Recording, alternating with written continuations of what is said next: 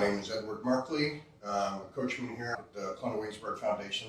I'm not out driving, but I'm in here doing maintenance and repainting these vehicles. At the moment, getting this rear wheel done, painted blue. I'm going to go over it with a tack cloth and remove any debris off the surface before I begin painting. Well, the tack cloth itself, as its name implies, very tacky, very sticky piece of webbing. And I just simply use it on the surface, and it picks up any dust or debris that may have just landed on the piece overnight. Between layers of paint, there's a sanding process. I have to wet sand, and then after that's done, I go over it to remove any debris left on the surface from the sanding, so that when I actually apply the new paint, it's going on a clean, flat surface. There's a lot of damage to the wheels. Being hit by something or simply the wheel running up against a curb or something, damaging the paint. So the most tedious aspect of getting a wheel ready to take paint is all the tedious prep work that's involved prior to that.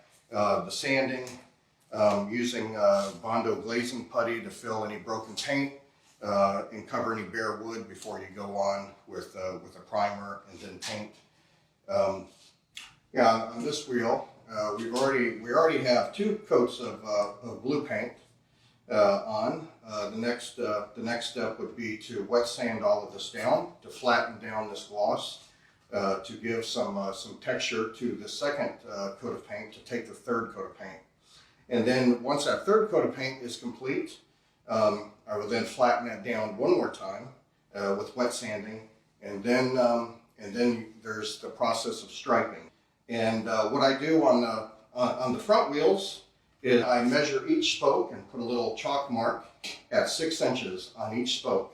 So when I do the outline of the triangle, I draw that up to exactly 6 inches on every single spoke to make it exactly symmetrical. And on the rear wheels, because the rear wheel is 3 times as large, rather than 6 inches on the spoke, I'll go 12 inches on the spoke. The striping on each spoke, this bottom triangle, I'll just do brown on each spoke, and then a brown line around the front of the hub, and let that dry for a single day. And then on the very next day, I'll go back and on each spoke outline that brown triangle with the white. And then the final steps would be a layer of varnish on the entire thing. Let that dry for a day or 2. And what the varnish does is it gives it a lot more luster. It'll give a much higher degree of shine to the painted wheel. And it also provides a layer of protection to the paint itself. You have that translucent varnish coat protecting the paint underneath of it.